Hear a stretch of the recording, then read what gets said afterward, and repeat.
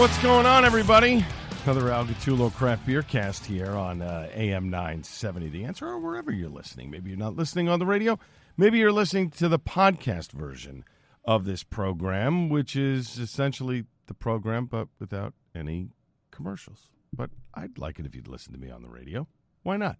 It's an old school way of doing things. It's amazing.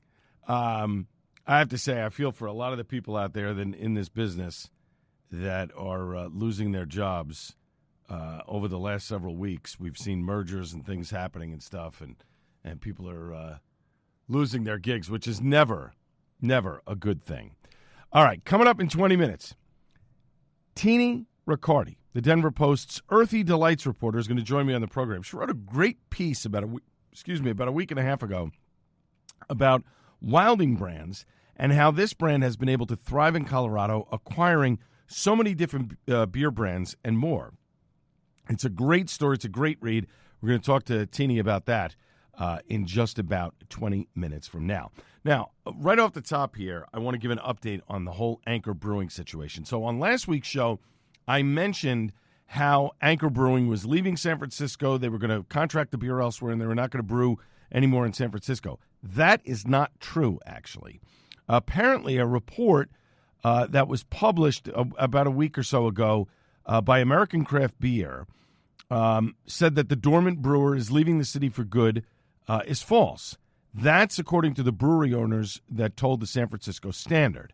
San Franciscans have been waiting for Anchor Brewing to come back to San Francisco since July of 2023. So we're talking, well over 2 years now. And apparently, the article in American Craft Beer, which I quoted from, had the title of Beer Buzz Kills Anchor Brewing Leaves San Francisco. It asserted that the CEO, Hamdi Yukaya's team, had told the Standard that they have no intention of reopening the Potter Hill Brewery. Instead, it claimed that Anchor Beer will be brewed by a contract partner from outside the city. They're saying that American Craft Beer misrepresented what the Standard reported back in May, that the brewery had seen little visible movement since the CEO acquired it in May of 2024 with no announced reopening date and no confirmed plans for starting production. A representative from the family's office, Shepherd's Futures, confirmed that the claims in the American Craft Beer article were false and said reopening plans are in the works, but did not provide a timeline. Now, Tom Bobak, the editor-in-chief of American Craft Beer, apologized for the error and blamed his use of ChatGPT for the misinterpretation of the Standard's reporting. The website has added a note updating readers on the reality, but the misinformation was spreading. Other publications, including The Street, repeated the unverified claims, including myself. I know that John Hall and his people, struck down the article immediately. They called BS on it, did their own investigation, did their own reporting on it, and also reported that Anchor is not leaving. I am fully at fault for following what I thought was a credible article. The fact that they used ChatGPT to interpret the article or to read it to them, this is where AI gets yourself into trouble. I don't use it. I don't use it for search engines or anything like that. I do a Google search. I type the stuff in. Yeah, I'm a little old school like that. I have big problems with the whole AI thing, so I will not use it. But this is where misinformation can lead people astray, and it's not a good situation. So I apologize for putting out that false information. Anchor is not leaving. They have not made a decision yet to move forward. So we'll see what happens, and we will keep you up to date as to what happens via an official press release from the folks at Anchor Brewing. I apologize for that. All right, let's move on. Some local stuff to talk about in Jersey. Now, this is interesting, and I'm going to reach out to these people because I'd like to get at the very least, a brewer on the program because they really don't have any other staff right now. So there is a new brewery coming to Berkeley Heights, New Jersey. It's called Emberside Brewing.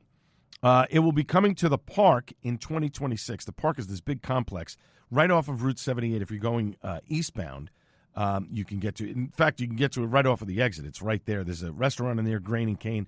There's other restaurants that are going to be opening that the company is building out. So they announced last week the appointment of Tom Nielsen as their Director of Brewery Operations. He apparently has 20 years of experience, a reputation for creativity and craftsmanship.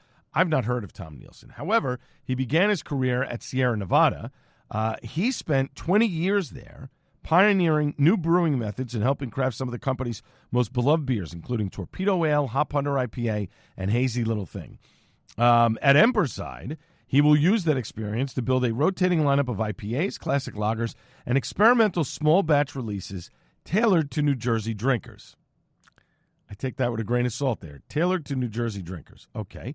Now back in his home state of New Jersey, Nielsen is collaborating with local partners and suppliers to bring Emberside to life from the ground up. Again, I've not heard anybody talk about this guy in doing a collaboration beer, so that'll be interesting. In the months leading up to the grand opening, Emberside will host a series of events celebrating its craft community and creativity. Among them, an upcoming tap takeover at Grain & Cane, the restaurant I just mentioned, on January the 21st of next year, where Nielsen will lead guests through a guided tasting of the beers on tap. Tom himself says after spending over 2 decades in the beer industry, leading a brewery like this from the ground up has always been a dream of mine. I could not think of a more exciting project to bring that dream to life. I am eager to channel my experience and creativity into shaping something truly special for the New Jersey craft beer community. Now, Emberside is owned and operated by Table & Banter Hospitality. It's a growing family of restaurants and experiences designed to bring people together through exceptional food, drink, and hospitality services. Table & Banter oversees culinary and hospitality services across the park's dynamic campus, spanning restaurants, hotels, corporate buildings, residential towers, fitness centers, and event companies. So they own this entire thing here in Berkeley Heights. Emberside carries T&B's mission, offering a fresh destination where craftsmanship and camaraderie meet. Embersidebrewery.com for more information and updates. So this is very interesting. A brewery that is going to be corporate-owned. I don't know if there's going to be food in there, but they have Grain & Cane is there. There's a whole bunch of other restaurants apparently going in. So my assumption is they're not putting in a brew pub. It's just going to be a brewery, and you can order food, I'm assuming, from the other places in and around it, which is what Icarus does, which I think is a great concept. So I'm going to reach out to these people. I'd like to try and get this guy on before the tap takeover just to see what's going on, where, what direction they're going to be moving in. The renderings of what the brewery is eventually going to look like, they're gorgeous. But again, they're renderings. We'll see what happens when the final product rolls around. It'll be interesting to see what happens there. So, go figure. Speaking of which, I mentioned Icarus. They're having their 9th anniversary party, January 16th through the 18th. That'll be the entire weekend. Details to follow. Hopefully we'll have something in the next week or so that I can pass along to you. Big Brew's 15th anniversary is taking place March 7th. That's a Saturday at the Armory in Morristown.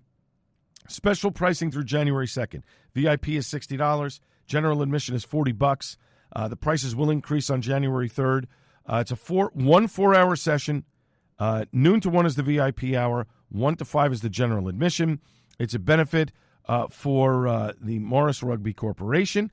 Tickets are on sale now at BigBrewNJ.com. 21 and older. It's at the Morristown Armory. Music by Mr. Lovejoy. It's going to be a great event. I will be there. Tons of fun. Get your tickets now. You will not. You don't want to miss that. That's going to be a lot of fun. And then Brewsology is going to be taking place. Of course, I should have actually put the date in, but I didn't do that. Anyway, it's the Liberty Science Center. It's March the 14th of next year from 7 p.m. to 11 p.m. They take over the Liberty Science Center, 4 floors. You can, you drink beer, you look at all the exhibits and stuff. It's really cool. I've been to it a couple times. A lot of fun. General admission is from 8 p.m. to 11 p.m. Those tickets are $65. The VIP is from 7 p.m. to 11 p.m. That's $80. You get an extra hour, specialty beers. It is a lot of fun. They have a whole bunch of breweries listed here already, although this is outdated because they have 4 City Brewing in here. 4 City is closed. They're no longer in operation. Bradley Brew Project is no longer. They don't have a standalone location. They are still brewing beers, but they're not there anymore either. Trying to think who else is here. Alternate Ending apparently is going to be there. Autodidact, Trippin' Animals, New Jersey Beer Co. Wanderback is supposed to be there. Aslan is going to be there as well. That's cool.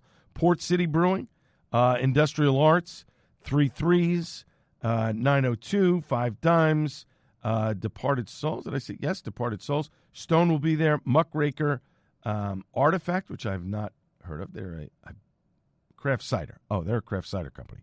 Prairie Artesian Ales.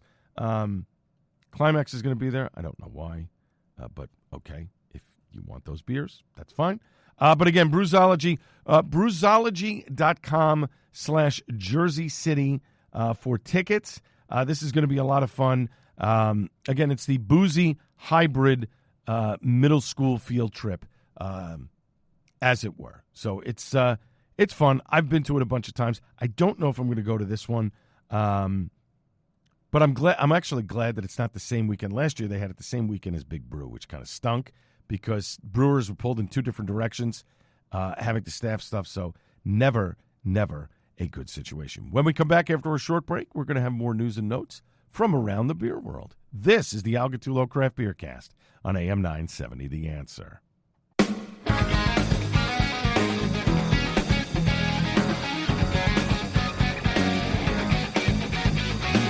All right, welcome back to the Al Gattullo Craft Beer Cast on AM 970, The Answer. Hope you're doing well on this, whenever you're listening to this program. I know that people don't listen live to this program. I know that they download it and listen to it whenever they feel like it, whether it's on the Hopped Up Network or wherever you get your podcasts, Spreaker, iTunes, wherever it is. I appreciate you. Would love feedback, too, about the show. If you have some feedback for the show, send me a message, albertg@nycradio.com. Now, coming up in 10 minutes, Tiney Riccardi, the Denver Post's Earthy Delights reporter. She's going to join me on the program. She wrote a great piece about a week and a half ago about Wilding Brands and how this brand has been able to thrive in Colorado, acquiring so many different beer brands and more, and they've actually branched out doing other things as well. She also wrote a piece about some of the best cocktails in Colorado, and we get into it a little bit with the cocktails, which is very exciting. So you want to tune in for that. It's going to be fun. Alternate Ending is doing something for New Year's Eve. Close the gate, as they say, to the upside down and step in to 2026 with us at Alternate Ending. We're ringing in the new year with a Stranger Things watch party. The streaming kicks off at 9:30. It's a $75 open bar featuring beer, wine, and themed cocktails. Popcorn, candy, and midnight bubbles included. Obviously, champagne. Cash bar after midnight. Throw on your best Hawkins fit, and let's get weird. It's 21 and older only. If you go to alternateending.com, you will find a link there to purchase a ticket. Obviously, this will sell out, which is kind of cool. Russian River. Now, you all know about Pliny the Younger and Pliny the Elder and all this other stuff. So they only release Pliny the Younger once a year. That's their triple IPA. And if you're looking for a gift for the holidays, for Christmas, and you live in California, or you're planning on heading out to that way where Russian River is, guided brewery tours are now available for this year's Pliny the Younger release from March 20th through April the 2nd. This special guided tour lasts 1 hour. It takes guests through the entire brewing process from mashing in to packaging and everything in between. All tours include 3 tastes of different beers at various stops along the tour loop, including 1 taste of Pliny the Younger, their triple IPA that's released only once a year. It's a great way to see the brewery and have a taste of Pliny the Younger without having to wait in line. Guests receive a clean souvenir glass at the end of the tour. RussianRiverBrewing.com, and then just go to book a guided tour for more information. And a tour booking does not grant access to the pub, so just be aware of that. That's cool if you're looking for a gift for the beer lover in your life, especially if you're planning on heading to Atlantic City for the AC Beer and Music Fest. Well, the tickets for the Here for the Beer tickets, they're on sale right now. They're only $65 plus tax and fees. They're on sale until January 4th at midnight. Don't miss your final chance to score AC Beer Fest tickets on the cheap. This is the final Atlantic City Beer and Music Fest, 20 years. What a run by John Henderson and his crew. April 11th, Saturday, April 11th, there's going to be 2 sessions. There's a day session and a night session. The bands will be released, who's playing on January the 5th. acbeerfest.com for more information there. I will be there. I hope to see you as well as the final Atlantic City Beer and Music Fest takes place April 11th of next year. Ghostfish, dedicated gluten-free beer maker Ghostfish Brewing, has purchased the brewing assets of the former Pike Brewing production facility in Seattle, acquiring the lease of the 26,000 square foot space from Fremont Brewing. Ghostfish co-founder and co-owner Brian Thiel called the purchase and planned move a major milestone towards the company's goal of becoming the largest dedicated gluten-free brewery in North America. Thiel told Brewbound that moving Ghostfish brewing operations to the former Pike Brewery will allow the company to produce between 7,000 and 9,000 barrels in year one, a goal of reaching 15,000 to 20,000 barrels in year three. So we will see what happens there. Ghostfish, of course, available in 21 states, I believe in New Jersey as well, and in New York. 4 additional states are coming online in 2026. They are seriously going to be expanding. It'll be interesting to see what happens there with their dedicated gluten-free beers.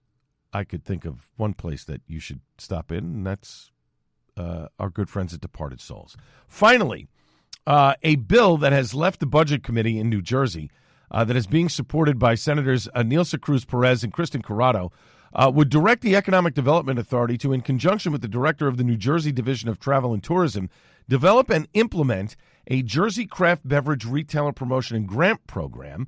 The bill S3970 would direct the establishment of the Jersey craft beverage retailer program, promotion and grant program to encourage, advertise, and promote the craft alcoholic beverages manufactured in the state, as well as the retailers who promote and sell New Jersey craft beverages in the state.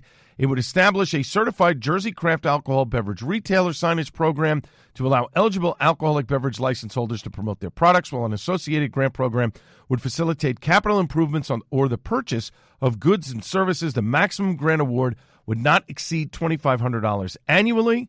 There's a lot of other stuff in here. We're going to get into it, I think, on next week's program. I don't want to go too far into the weeds on this because it has gotten out of committee. We'll see if it gets voted on in the lame duck session. But kudos to Chuck Garrity from Death of the Fox Brewing for posting this. This is important information. We'll get into it on next week's program. But good news there, potentially, for Jersey brewers. When we come back after a short break, Tiney Riccardi, the Denver Post's Earthy Delights reporter, will join me on the program. This is the Al Gattullo Craft Beer Cast on AM 970, The Answer.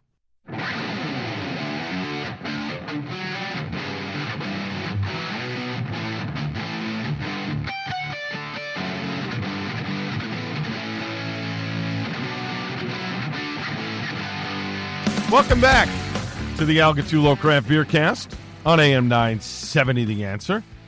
And, you know, it's funny. A lot of the music that I play tries to fit the mood of me. I'm a, rock and roll, metal, blues kind of guy. And I feel like that over the last several years, the music is, it's more, like fighting type of, it sounds like it's fighting type of music. It's really not. But it seems to me like over the last several years, especially since the pandemic, and maybe even a little bit before that, breweries have been fighting to stay alive, to stay relevant. All small businesses do. I mean, let's face it. It doesn't matter what kind of business that you're in, whether it's, food, whether it's, clothes or making, boxes or, whatever the case may be, you're always fighting something, whether it's a landlord, the mortgage, people coming in and actually buying your products, et cetera, et cetera. But I feel like breweries have bared the brunt of a lot of this at the start of the pandemic when they couldn't have people in their places, and then post-pandemic where the economy has gone up and down. And my next guest, who we have not had on in quite some time, is the Denver Post's Earthy Delights reporter. Not only does she cover the cannabis scene, but she covers craft beer, spirits, and wine as well for the Denver Post. DenverPost.com is the website for more information on her articles. And this one just came out, I would say, about a week ago. But let me welcome back to the Craft Beer Cast on AM 970, The Answer, Tiney Riccardi. Tiney, how are you? I'm good, Al. Thanks for having me. Oh, you're welcome. Now, great work on this story about Wilding Brands. I talked about them a bit when they started to do all these mergers and stuff and acquisitions, and how they have been doing things differently that you talked about in this story in order to survive and prosper during this downturn of craft beer. Or maybe it's a reset. I don't know. Is it, Tiney, is it really the younger generation that's not drinking, or do you think it's something else? I think that times are tough right now, as you mentioned, for any small business right now, and especially for consumers, right? Mm-hmm. Not only are businesses dealing with inflation, consumers are dealing with inflation. Right. Just to get groceries, feed your family, childcare, healthcare, it seems like prices have never been higher. And so when it comes to luxury goods like beer, those tend to be the first things to go. So I think it's sort of the beer seen is sort of a reflection of what's happening broader in the economy, just because those are, as I mentioned, sort of luxury goods. And for the founders of Denver Beer Company, Stem Ciders, and Funkworks, Charlie Berger, Eric Foster, and Brad Lincoln, respectively, as you mentioned in the story, they needed to figure out how to survive in a topsy-turvy market, and they felt that a merger was the best thing. Walk me through that journey that they had, Tiney. Yeah, so the three of them have known each other for a good long while. As they spoke to me, they said, we knew each other before we started competing businesses. And so as those businesses got off the ground, they were sharing information. They were talking about business, how's it going? And so as this sort of new economy came in post-pandemic, those chats turned to how can we collaborate and support one another and make sure that all of our businesses not only survive but thrive. So it really started as a personal relationship, and now they've made it a full-on business relationship. And in a way, it makes sense, right? Because the three of them did very different things with their company. So there's not a ton of overlap when you think about Denver Beer Company, Stem Ciders, that it, is not in the beer space barely at all. And then Funkworks, which was a very specialty Belgian-style niche of craft beer. So when you put it all together, it sort of makes sense because there's not a ton of overlap. They're kind of like complementing one another in that way. And what's interesting, Tiney, is that Funkworks was expanding and doing distro in other states. Because I remember when they came into New Jersey, and this was well before the pandemic. This had to be around 2018, 2019, somewhere around there. I know. I only remember that because it was after I had cancer almost 10 years ago, and that was in 2016. And I remember it was after that they came in, and I specifically remember because I still have a Funkworks glass. I have a hat or something like that when they did a tap takeover. I wonder if a lot of the expansion of breweries, not just in Colorado itself, but elsewhere to other states, maybe hurt their brand, that people felt like we need to be everywhere, but then wait a second, how can we get that stuff out there? And now it's another expense that we're adding on to our business that we might not be able to absorb now because the people aren't there buying it. Totally. You're 100% correct in that. And Funkworks isn't the only one. I used to live in Texas, and I remember Ska Brewing being like one of the most highly coveted craft beer brands, back a decade ago. And they're no longer available in Texas, or they weren't when I left, So we saw this expansion of craft beer nationwide. Everybody thought, okay, production model, what we're going to do, we're going to put beer in cans, we're going to send it across the country, and that's going to be our primary moneymaker.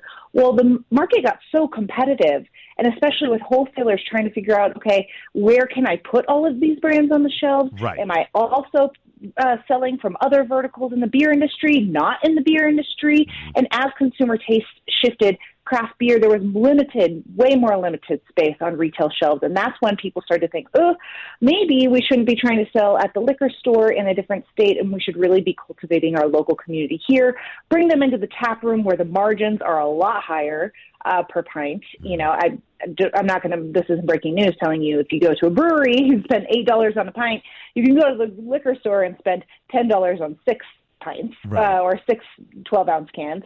The economics just shifted as the craft beer market exploded because, we're up to 9,000 breweries in, or more than that now in the United States. And a decade ago, it wasn't that. So as the marketplace got more crowded, people had to pivot. And we're talking with Tiney Riccardi. She's the Denver Post's Earthy Delights reporter. Not only does she cover the cannabis scene, she covers craft beer, spirits, wine as well. DenverPost.com is the website where you can look up her articles, including this story about Wilding Brands. We're here on the Al Gattullo Craft Beer Cast on AM 970, The Answer. And you mentioned in the story that so many breweries in Colorado have gone out of business, 25 this year alone. Is the Brewers Guild concerned that so many are going belly up? That's a question that remains to be answered. I think that there's concern anytime that we see a windfall of closures like this, because not only are we losing business owners, we're losing community spaces, right? Mm-hmm. However, a lot of people in the beer industry still believe that this is just a market maturing. They don't think that this is doomsday. They think craft beer was so new a decade ago, it exploded. Now it's leveling out and maturing, a lot like the cannabis industry has. Right. I'm not sure exactly if that's true. I'd like to hope so. But at the same time, the economic pressures right now I don't know. I kind of feel like there's a little bit of writing on the wall, but I'm not totally sure. I'm going to be doing some more digging on that in the next couple of weeks just to hear perspectives. But I know that the industry feels like, if you're making crappy beer, this was going to happen eventually anyway. Right, and that's what I think. I think that's sort of the reset here when it comes to craft beer, because if especially now, maybe 6 years ago, you could say, the beer isn't really up to par on my place that's just open, but give me a couple months and I'll dial it in and I'll be fine. You don't have that opportunity anymore. Your beer has to be really good out of the box, or people aren't going to come back because of that discretionary spending. I think the same thing with the cannabis industry, and I'm for it and I support it. But I think when you have, where I live in New Jersey, the next town over for me has dispensaries. There's probably 7 of them within a less than 2 mile radius that you can drive to. Some of them are literally next to one another.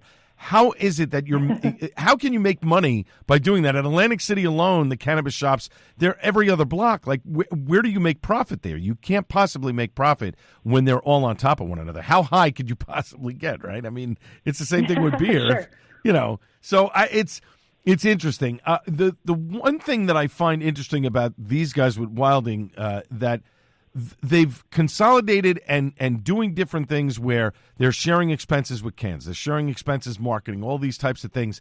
I think the only other merger that sort of makes sense, or 2 mergers that sort of make sense, when Dogfish and Boston Beer merged, that everybody was kind of shocked about that, but it worked because Dogfish makes a certain type of beer, and they do it very well when it comes to IPAs and stuff.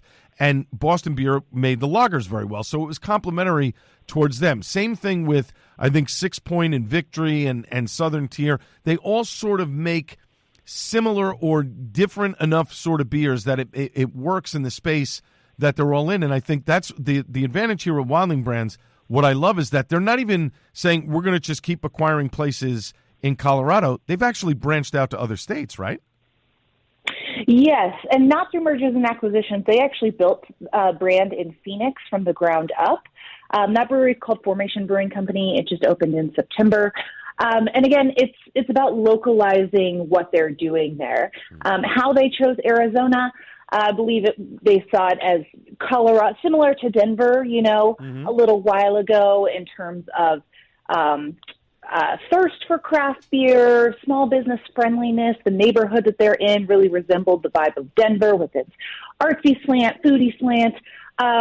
So that is definitely a unique thing, and I'm not sure. I think that was in the works before Wilding came together. Oh, okay. So that might be a holdover from, because that was originally started by Denver Beer Company, right. And that might have just been weaved into the plan.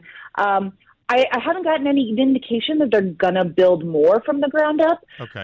But that's not to say they wouldn't start new products and new innovations. When I spoke with them, they spoke a lot about innovation, that craft indie beer spirit, really leaning into that, figuring out what to do. But they were also fairly candid about, if something's not working, well, we're not going to keep investing in it. And I don't know that they meant that as a holistic brand perspective, but they also said, there have been so many Denver Beer Company beers that we tried and experimented with and that were just flops and we discontinued. Now, the one example that they do have is Cerveceria Colorado, which was a Denver Beer Company subsidiary focused on Mexican-style lagers and audiences. That brewery no longer exists. Its tap room has been repurposed to a special event space with a bar, and it is a single package brand, which they say is doing very, very well. So that's why they wanted to keep it. But I get the feeling that they want to be nimble. They want to try new things.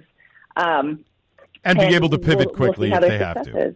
Yeah, and to be able to pivot exactly. quickly. Right. Oh, well, that makes sense. Talking with Tiney Riccardi, the Denver Post's Earthy Delights reporter. Not only does she cover the cannabis scene, she covers craft beer, spirits, wine as well. DenverPost.com is the website where you can find her articles.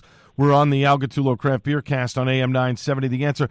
Tiney, do you think that festivals like the Great American Beer Festival have run their course, or should they continue but continue to recognize other products like canned cocktails, ciders, seltzers, and the like the GABF did this year? That's a great question, Al. I think that the Great American Beer Festival has been working to adapt to consumers' shifting tastes and palates. I'm not sure how successful it's been. I actually have not gotten the opportunity to go to GABF in quite a while. So I haven't seen it, but it definitely caught my eye this year when they said that they were going to start serving liquor. Just knowing what GABF is and adding liquor to that mix, that was surprising to me that would be the answer that they were going with. Right. But I don't know. I live in a tiny small town on the west part of Colorado, and we have a lot of beer festivals. They're very popular, but they're popular in smaller areas, or like it's a smaller crowd, Right. I don't know what the future of beer fest holds. I don't know what the future of drinking fest alone holds. Right. There have been newer inventions like a seltzer fest, cider fest, even wine fest. I don't think are doing incredibly well right now. So I think that's another thing, that when people are limited in their disposable income and their baseline costs are going up, drinking festivals may or may not be the first thing to go from their budget. So yeah. I don't know. That'll be interesting. I've heard that maybe GABF is planning to retool again this year. To me, that signals that they haven't found the right recipe quite yet. I think I tend to agree with you on that, because next year, the Atlantic City Beer and Music Festival, they're having their 20th anniversary, and they're ending it on the 20-year anniversary, which I think makes sense. Oh, wow. I also think that part of it is the younger generation is not drinking, or not drinking as much and doing alternative things. And I think the prevalence of the GLP-1 drugs that people are taking to lose weight, they lose their taste for alcohol, and it's just not something that they want to do as trends are shifting. So I think it's a combination of a lot of things, especially to the disposable income. Last question from me, Tiney. You have another story out about some of the best bars and distilleries making the best drinks and cocktails in Colorado. What's the one drink out of the list that you've compiled that you've either enjoyed or would love to have one of these days? That's a great question. I'm a big fan of Death and Company, which is a bar in Denver, but also a bar in New York, and I visited them there. They also have locations in LA and Washington, D.C. They also run, it's not called Death and Company, but the parent company runs a hotel, restaurant, and bar in Aspen that I've been itching to get to. I just love the idea that, they're very super inventive, and I'm a pretty experimental drinker. That said, there's also a new bar in Denver that I just wrote about that is doing cocktails like I've never seen before. Like, yes, you can find a martini, you can find an old-fashioned, but this place is called the Peach Crease Club. They also have drinks called borscht, Waldorf, papaya salad that use culinary ingredients, celery, fennel, blue cheese, that kind of vibe. That intrigues me as someone who has been drinking for a very long time and has seen a lot. Right. That is something I've never seen before. Well, I've just looked up the New York location of Death and Company, and I plan to make a stop there at some point because I definitely have to check out the cocktails. Thank you for the tip. I love it. My guest has been Tiney Riccardi, the Denver Post's Earthy Delights reporter. She covers cannabis as well as craft beer, spirits, and wine. DenverPost.com, that's the website where you can read her articles. Tiney, thanks so much for joining me tonight. I really appreciate it. Have a great Christmas. Thank you. You as well, Al. Okay, up next, it's time for Suds and Duds. I got to get to that Dead and Company place. That sounds great. On the Al Gattullo Craft Beer Cast on AM 970, The Answer.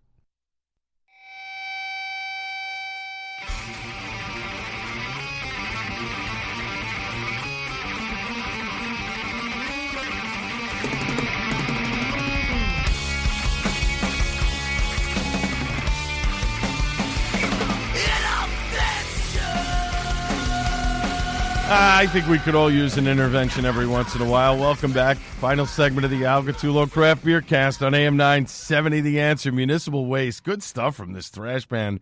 This is from the 2024 album Tango, and Thrash, with Snake Plissken on the cover of the album. In fact, I think the first track is Escape from New York. Good stuff. What a great Thursday night that I had at the Bowery Electric.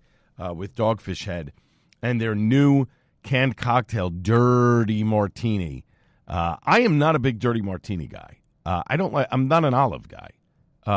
So it's rare that I would actually sip on a Dirty Martini. I have to tell you, this canned cocktail is fantastic. I mean, it's 2 cocktails in a can.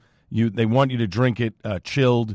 If you want to drink it over ice, that's fine. But I mean, you're drinking it as a martini, so you probably don't want to drink it over ice. Maybe you want to put it in Maybe put it in a shaker and stir it and shake it up a little bit. Maybe. Or stir it. Stir it and then put it in a chilled glass. It's probably the way to go. Anyway, a great time. Thank you, Sam Calagione and the folks from Dogfish Head for inviting me to the event. It was a lot of fun, and very happy that I took the day off on Friday because, I'm getting old. And I can't do those. I can do them every once in a while, burning the candle at both ends. But when, you have vacation time and stuff and you want to use it, you use it. That's how it works. So there you go. But a great event. A lot of fun. The Dirty Martini canned cocktail is in stores. You can get it at all Dogfish Head locations. And it's good. Hey, and if you're having a New Year's Eve party, it's a perfect canned cocktail. If you're not a drink maker, like we're going to a party on New Year's Eve where the guy who's hosting it, him and his wife, he makes cocktails. And he makes great cocktails. I mean, he put a bar in his backyard. It's called Poor Choices. So there you go. But he makes great cocktails. But if you're not a person who makes cocktails or don't make them that well, then this is the perfect way of having a party and having a little bit of booze there. And you don't have to do anything. All you have to do is open a can. It's good stuff. Way to go, Dogfish Head. They really have knocked it out of the park with the canned cocktails. I know there are so many other ready-to-drink cocktail cans that are out there, but for my money, the Dogfish Head ones are the best, especially if you're the type of person who doesn't like a lot of carbonation in your canned cocktail. This is a perfect canned cocktail because there's not a lot of the carbonation there. It's it's a slight carb. That's it. So good stuff. All right, so let's get started here with Suds and Duds before we have to wrap up. So I was at Stick Cigars right before Thanksgiving over in Rahway, New Jersey. Joe Piscopo had given me a beautiful Monte Cristo from Cuba that he had gotten at an award show and wasn't going to smoke it. And said, listen, let me give it to you. I don't know if you can do anything with it. Put it in my humidor for about a week and a half and let it rehydrate and get back up. And first off, Sticks is great. It's a great place to go and have a smoke. They do have memberships there. I'm not a member, but I do like to go in and smoke every once in a while. And usually I buy one of their cigars, and I have a smoke there. But this time I brought in the Cuban, and I brought in my usual beer that I've had there when I smoke is the Cafe Noir from Source Brewing. They put this out. God, this has got to be 2 years ago that they put this beer out. But it holds up very well. It's espresso coffee. It's still coffee forward. It's still boozy. 2 years later, sitting in a cold temp, you let it warm up while you're drinking it, and it's great. The woman brings you out a glass. I pour the beer. I let it sit for a little bit. I have a couple of puffs off the cigar, a little sip of the beer. This beer in a 12-ounce slim can will last me the entire smoke. And this smoke took me probably an hour and a half, hour and 45 minutes, which was nice. I just enjoyed just giving that a good smoke, for a couple of hours. And then I bought a cigar there, but I ended up, I took that one home. I think maybe I'll smoke that on the deck one of these days. It gets a little warmer. It's been cold here in New York City. Surprisingly so in the early weeks of December. Anyway, moving on. The Cafe Noir is a great beer. I hope if Source ever puts it out again, I am definitely buying it because it's fantastic. And I like that it comes in a slim can.